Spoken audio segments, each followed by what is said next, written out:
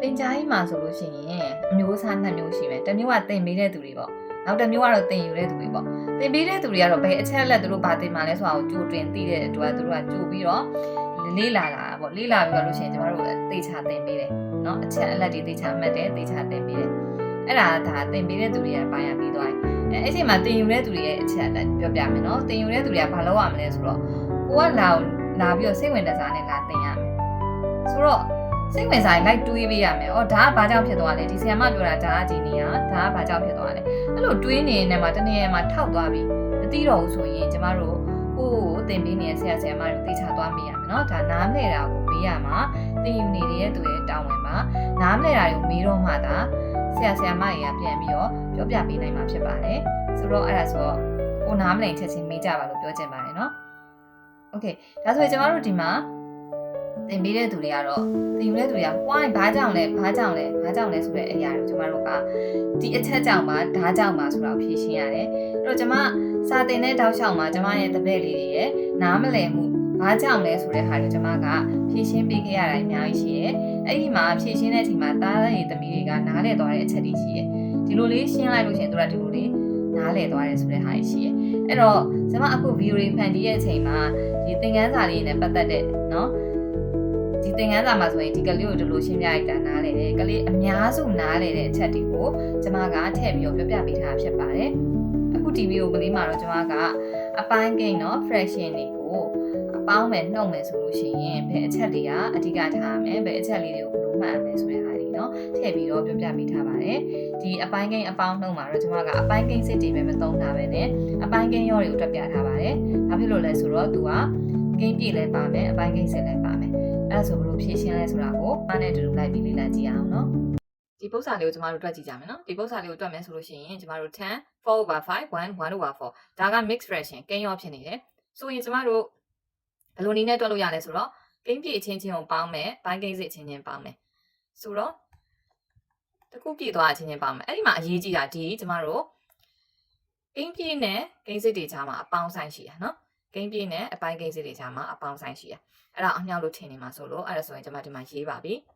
အပေါင်း 4/5 plus 1/4 ဆိုတော့ဒါကတော့ကိန်းပြည့်ချင်းတွေကပေါင်းလိုက်တာလွယ်သွားပြီ11 plus ဒါဆိုဒီကကျွန်မအရှိဗီဒီယိုမှာသင်ပေးထားရရှိရယ်ဆိုတော့ပိုင်းခြေညှိရမှာပိုင်းခြေညှိမယ်အတန်းကြီးတွေဆိုကျမတို့ဗာနဲ့ပြောထားလဲဆိုတော့ LCM နဲ့ပြောရင်ရတယ်အငယ်ဆုံးပုံစံတိုးကိန်း lowest common multiple နဲ့ပြောရင်တန်းတည်တယ်နော်ဆိုတော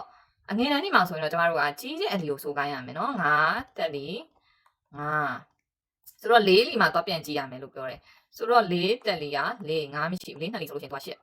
ဆိုတော့9နှစ်လီ30မရှိပြန်ဘူးဆိုတော့4 3လီ12 5 3လီ15မညီမချင်းညညာနော်ကြီးတော့အရင်ဆိုခိုင်းနဲ့ပြောငယ်တဲ့ချိန်မှာတော့ရှာတယ်4 4လီက16ဆိုတော့5 4လီက20ဒီမှာလာပြီး4 5လီက20ဒါအရေးကြီးပါတယ်ကျွန်မဒီမှာကြီးတဲ့အလီကိုဆိုကြည့်မယ်ငယ်တဲ့အလီထဲသွားရှာမယ်ဆိုတာဘာကြောင့်ပြောရလဲဆိုတာလိုအပ်လို့ပြောတာပါဆိုတော့ကျမတို့တွေ့သွားပြီဒီမှာ4เนาะ5 times 4 က20 4 times 5 က20တူသွားပြီတွေ့သွားပြီဆိုတော့ဒီမှာလာပြီ5ကို4နဲ့မြောက်မယ်ဆိုရင်ပိုင်းခြေကိုမြောက်ရင်ပိုင်းဝေကိုလည်းမြောက်တယ်ပိုင်းခြေမှာအစိတ်ရည်အတွက်တိုးတာနဲ့မြောက်ပိုင်းဝေမှာလည်းလိုက်ပြီးစိတ်တဲ့ရည်အတွက်တွေဖြစ်သွားတာမို့လို့เนาะ4ကို5နဲ့မြောက်ရင်1ကိုလည်း5နဲ့မြောက်တယ်ဒါဆိုရင်ကျမတို့ဒီမှာရသွားပြီ4လီက16 5 4လီက20ပေါင်း1 5လီ9 4 5လီက20ဆိုရင်11 plus denominator 2သွားပြီ20 numerator တွေပေါင်းလိုက်မယ်ဒါဆိုရင်သူကအစိတ်20စိတ်ထားအစိတ်20စိတ်ထားဆိုရင်တစ်စိတ်ပမာဏလေးအတူတူပဲဖြစ်တယ်ပေါင်းပြီးတော့ရေးလို့ရပြီ16 plus 5ဒီမှာတို့ဘယ်လောက်ရလဲဆိုတော့21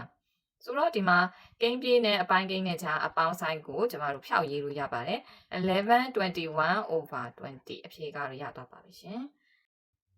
်ဒီအပိုင်းကိန်းတွေကိုဖြည့်ရှင်းမယ်ဆိုလို့ရှိရင်ကျမတို့ဒီမှာဆိုလည်းအပေါင်းလိုမျိုးပဲကိန်းပြည့်ချင်းချင်းနှုတ်မယ်အပိုင်းကိန်းစစ်ချင်းချင်းနှုတ်မယ်ဟုတ်ပြီအဲ့လိုပြောလို့ရတယ်ဟုတ်တယ်ဒါပေမဲ့အဓိကအရေးကြီးတဲ့ချက်ကဘာလဲကျမတို့နှုတ်တဲ့အချိန်မှာเนาะအနောက်ကရှိနေတဲ့ကဏ္ဍတွေပေါ့အပိုင်းကိန်းစစ်တွေကိုကြည့်ရမယ်အရင်ဆုံးကြည့်တဲ့အချိန်မှာကျမဒီမှာပိုင်းခြေ denominator တွေတူလားမတူလားအရင်ညှိရပါမယ် first step ကျမတို့ပိုင်းခြေတွေညှိမယ်ပိုင်းခြေတူအောင်လုပ်မယ်เนาะအဲ့ဒါကိုကျမဘာပြောခဲ့လဲဆိုတော့ light fraction လို့ပြောခဲ့เนาะ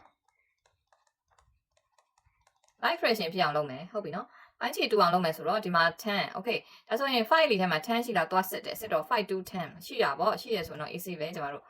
သူ့ကို2နဲ့မြောက်ရင်သူ့ကိုလည်း2နဲ့မြောက်တယ်နော်ဆိုတော့ဒီမှာကျမပုံစံလေးရေးလို့ရပါပြီ5 3 over 10ဒါပြောင်းလဲခြင်းမရှိဘူး minus 2 2 2 4 4 5လေးတွေက5တက်လေး5 2လေး10ဆိုတော့ denominator ချင်းချင်းတူသွားပြီဆိုရင်ဟုတ်ပြီဒါဆိုရင်ကျမတို့ကြည့်ပြီ okay လောက်တော့မယ်3 over 10 4 over 10အော်10ပိုင်းပိုင်းရင်3ပိုင်းနဲ့ကနေ10ပိုင်းပိုင်းရင်4ပိုင်းနှုတ်လို့ရပါမလားမရအောင်เนาะကျမတို့အဲ့ဒါက second step အရေးကြီးပါတယ်ကျမတို့တစ်ပိုင်းလေဆိုတော့အပိုင်းကိန်းစစ်เนาะ proper fraction ကိုအရင်စစ်ရမယ်เนาะ PROPER proper fraction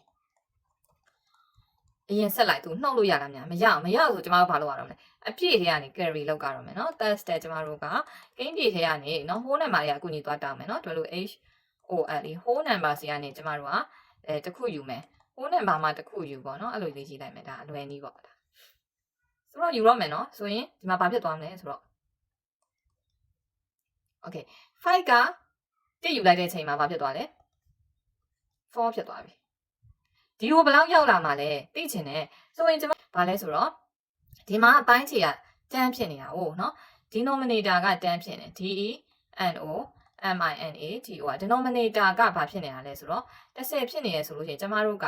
တစ်ယူလိုက်အဲ့ဒီတစ်ကဘာနဲ့သွားနေရလဲဆိုတော့10 over 10နဲ့သွားနေတာဆိုတော့အဲ့10 over 10ကိုကျမဘာနဲ့သွားပြီးပေါင်းလိုက်ရမှာလဲ10 over 10ကိုကျမတို့က3 over 10နဲ့ပေါင်းလိုက်ရတော့မှာဆိုတော့13 over 10ဖြစ်သွားမယ်ဆိုတော့ဟုတ်ပြီဒီမှာတော့4ကျန်ခဲ့ပြီဒီကိုဘာရောက်လာမလဲကျမတို့ဒီမှာရေးလိုက်အောင်မယ်သူက10 over 10ရောက်လာမှာရောက်လာတော့ဒီဟာကိုပေါင်းလိုက်တဲ့အချိန်မှာဘာဖြစ်သွားမလဲကျမတို့13 over 10 minus 2 4 over 10တွေ့ရတာတအားလွယ်သွားပါပြီကိန်းပြည့်ချင်းချင်းနှုတ်လိုက်မယ်ဆိုတော့4 minus 2ကိန်းပြည့်တွေနဲ့ proper fraction ကိန်းစစ်တွေကြားအပိုင်းကိန်းစစ်တွေကြားမှာအပေါင်းလက္ခဏာရှိတယ်ဆိုတော့13 over 10 minus 4 over 10အဖြစ်ရတော့ပါပြီရှင်4တွေကနေ2ကိုနှုတ်လိုက်တော့2ပါ13နဲ့ကနေ4ကိုနှုတ်မယ်ဆိုတော့9 over 10ဒီမှာတစ်ခါလေးအဖြစ်ရေးလိုက်ပါမယ်ဒီအလဲကအပေါင်းဆိုင်ကိုဖြောက်ပြီးရေးလိုက်ပါပြီရှင်